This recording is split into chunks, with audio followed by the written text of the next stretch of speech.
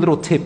If you want your children to start praying, among the first things you got to do is, as soon as salat arrives, make it a habit that you stop everything. You stop everything.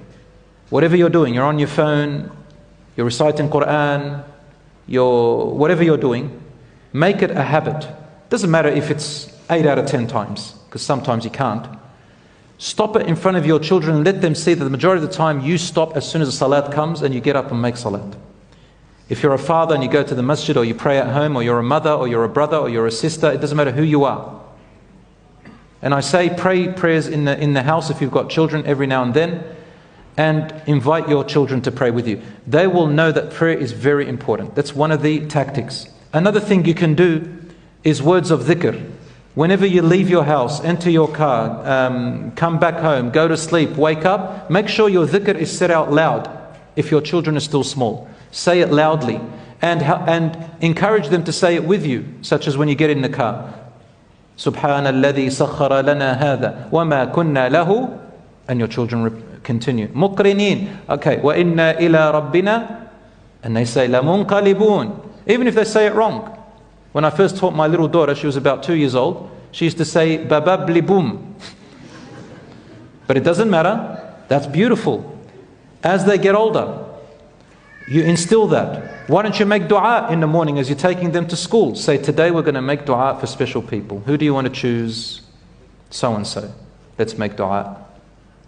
All these beautiful things, brothers and sisters, you're teaching them, role modeling. Isn't that better than road rage? Isn't that better than far out, it's all your fault, I told you to wake up and it's because you didn't wear your clothes and your uniform on time, God, you make me sick? That's what parents do. I hear them all, they're saying that. And they say, far out, you're always shouting at me every day. They get to school and we as teachers, we come and say, what's wrong, darling? What's going on? What's happened? It's a little kid, student. You okay? It's just my parents, just had a fight with my brother and sister. Make the morning, wake up a bit earlier and make it a little bit more time for this. Teaching them to say Bismillah before they eat. Everybody does that. If they continue to do that and teach their children, that's an ongoing legacy for you. Being involved in their interests and their activities. Ask, what are their activities? Don't put it down. Don't say, why are you wasting your time reading a fantasy book about a dragon that flies to planet Zorro?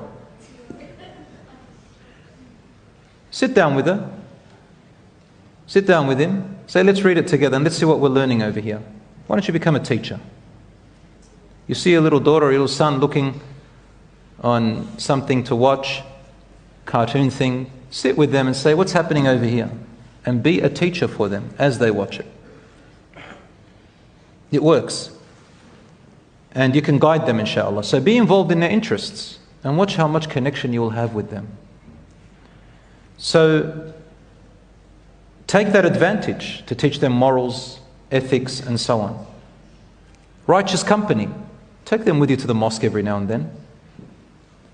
Of course, if you know that they're going to run amok in the masjid and you know your child's like that, maybe bring them in times when you know there's going to be less harm. And as they get older, inshallah, bring them to the masjid. Fathers, mothers, boys and girls. Even if it's outside of salat. The idea is to bring them and let them see the environment and the people and what their identity and community is. Try to visit people who have good character. Make some friends who you visit every now and then and take your children with them. Even if they don't want to go, try. It's really good. I remember when I was a child, I had righteous people come to our house. I got used to the hijab from a very young age. I got used to men with beards all the time and different clothings and Quran and always talking. I learned so much. I'll tell you a little story. You want to hear a little story? I was about 5 years old. My father told me. I was 5 years old. And my father, he had just started to get religious. So people used to come over and he would open up the topic of deen.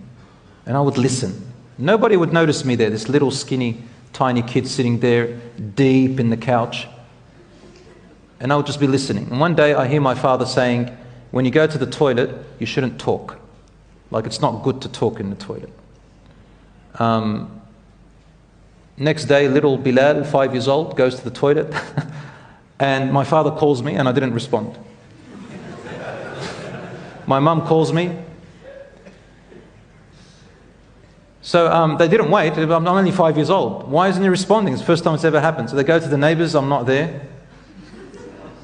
My father gets hysterical. My mother starts to raise her voice. You know, this is all within a few minutes.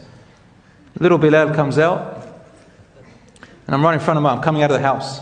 And he's like at the neighbours. He rushes to me and says, "Where were you?" So I was in the bathroom. And he goes, "Why didn't you answer me? What's wrong? You scared me. I'm about to call the police. Where did you go?" And I said, "Didn't you say yesterday that it's haram to talk in the toilet?" Of course, not haram, but it's just, that's what I understood as a child. Instead, wallahi, he carried me, started making round the world twists with me, and he laughed and says, "Wallah, you're right. That is true. I did say that. Like, Allah yarda alak, may Allah make you righteous." I still remember it till today. But do you understand, having righteous company, talking about it, isn't that better than always talking about rubbish in front of our children? All they grow up and that's what they learn. So let us, insha'Allah, know that they are an amana and that they will benefit us after we die, insha'Allah ta'ala.